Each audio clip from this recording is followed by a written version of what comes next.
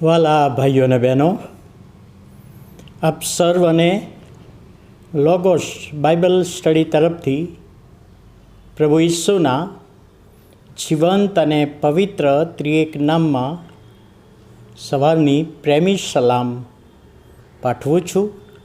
અને આજનો દિવસ 26મી ઓગસ્ટ 2024 અને સોમવારનો આ નવો દિવસ આપણા જીવનોમાં પ્રભુએ બતાવ્યો માટે પ્રભુનો ખૂબ આભાર માનીએ છીએ. આજનું વચન એ તો નીતિ વચન, તેનો 15મો અધ્યાય અને 22મી કલમ. નીતિ વચન 15 અને 22 ત્યાં લખવામાં આવ્યું છે, બહુ જાણીતું વચન, કે સલાહ લીધા વગરના ઈરાદા રદ થાય છે. સલાહ લીધા વગરના ઈરાદા, આયોજનો એ રદ થાય છે. પણ પુષ્કળ સલાહકાર્યો હોય તો તેઓ પાર પડે છે, સફળ થાય છે. હવે આ વચનમાં એક બાબત આપણને જોવા મળે છે, તે સલાહ લેવાની બાબત. હવે સલાહ લેવાની બાબત, હિબ્રુ ભાષાનો જે શબ્દ અને એમાં સલાહ લેવી, સામાન્ય રીતે આજે એક એવી સમજ છે કે સલાહ આપનારા ઘણા બધા હોય, પણ સાથ આપનારા બહુ ઓછા હોય છે. પણ અહીં આગળ જે સલાહની વાત છે તદ્દન જુદી બાબત છે, કે વ્યક્તિ, ઈશ્વરને ઓળખનાર વ્યક્તિ કોઈક આયોજન કરે છે. આવતીકાલે આપણે જોવાના છે દુષ્ટનું આયોજન એ સંબંધી, પણ અત્યારે જે કહેવા માગું છું કે જે વ્યક્તિ ઈશ્વરને ઓળખે છે અને એ કોઈક ઈરાદો રાખે છે, કોઈક ઈચ્છા રાખે છે, કોઈક આયોજન કરે છે, તો સલાહ લીધી નથી તો રદ થાય છે, નિષ્ફળ જાય છે. તો પ્રશ્ન એ થાય કે સલાહની બાબત શું છે, કેવી રીતે સમજી શકાય? એને 3 રીતે સમજી શકાય. સલાહ લીધા વગરના ઈરાદા. પહેલી બાબત કે અનુભવી વ્યક્તિઓ હોય, જેઓએ ભૂતકાળમાં એ પ્રોજેક્ટ કર્યો છે, એ કામ કર્યું છે, એમની પાસેથી કંઈક શીખવું પડે, એમની પાસેથી કંઈક જાણવું પડે.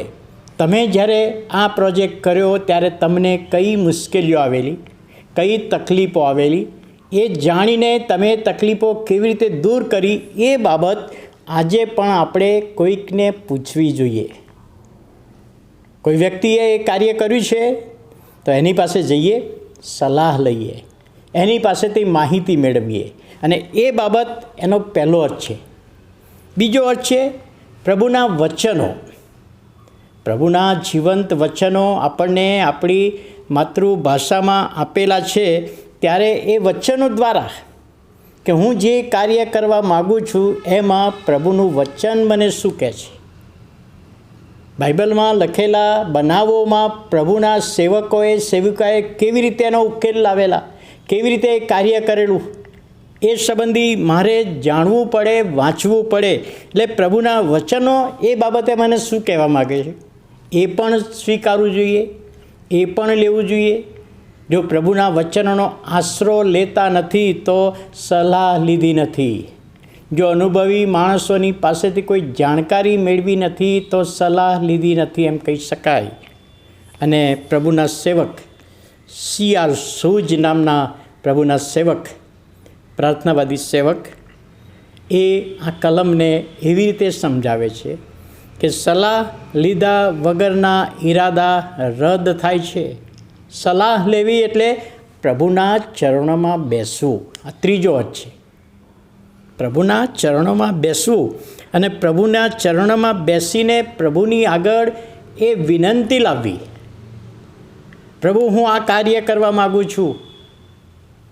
અનુભવી વ્યક્તિઓ પાસેથી મેં જાણ્યું, તમારું વચન પણ મને ઉત્તેજન આપે છે, પણ પ્રભુ તમારી સમક્ષતામાં આખો પ્રોજેક્ટ ને આખું આયોજન હું મૂકું છું, તમને હું અગ્રસ્થાને રાખું છું, અને તમે દોરવણી આપો, તમે દોરવણી આપો.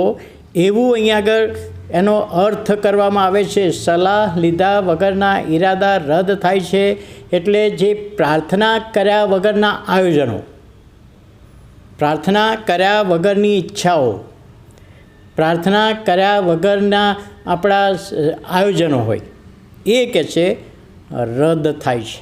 કારણ કે પ્રાર્થનામાં આપણને પ્રભુ દોરવણી આપે છે, સામર્થ્ય આપે છે. પ્રાર્થનામાં પ્રભુની પાસે આપણું આયોજન લઈ જઈએ છીએ, એનો અર્થ કે પ્રભુને મુખ્ય બનાવીએ છીએ.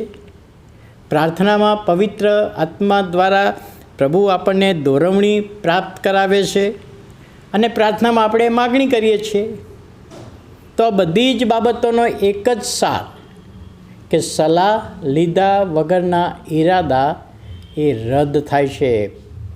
જો આયોજન કર્યું છે, અને આજના સમયમાં ઘણી બધી વખતે આયોજનો મોટા મોટા કરી નાખવામાં આવે, પણ પ્રભુના ચરણોમાં જે સમય આપવાનો એ નથી આપતા, તો પ્રભુની સલાહ લીધી નથી અને આયોજનો રદ થાય છે, નિષ્ફળ જાય છે. પણ અહીંયા લખ્યું છે ઘણા સલાહકારીઓ હોય તો તેઓ પાર પડે છે. ઘણા સલાહકારીઓ એટલે ઘણી બધી પ્રાર્થનાઓ, ઘણા બધા લોકો પ્રભુ ઈસુના નામે એ પ્રોજેક્ટને માટે, એ કાર્યને માટે, એ આયોજનને માટે પ્રાર્થના કરે અને એ પ્રાર્થનાથી આપણે સફળ થઈએ. એટલે વાલા ભાઈઓ અને બહેનો, અહીંયા આગળ જે લખવામાં આવ્યું છે, સલાહ લીધા વગરના ઈરાદા રદ થાય છે, પણ પુષ્કળ સલાહકારીઓ હોય તો તેઓ પાર પડે છે. અને આ વચન દ્વારા પ્રભુ એનો આશીર્વાદ આપે, દોરવણી આપે, સહાય પૂરી પાડે. પ્રાર્થના કરીએ. વાલા પ્રભુ, અમે તમારો આભાર માનીએ છીએ, તમારા નામને ધન્યવાદ આપીએ છીએ આજના નવા દિવસની ભેટને માટે. આજનું વચન સમજવામાં, સમજાવવામાં આત્માનું સામર્થ્ય આપો. વિનંતી અને પ્રાર્થના ઈસુ અમારા પ્રભુના નામે સાંભળો અને માન્ય કરો. આમેન.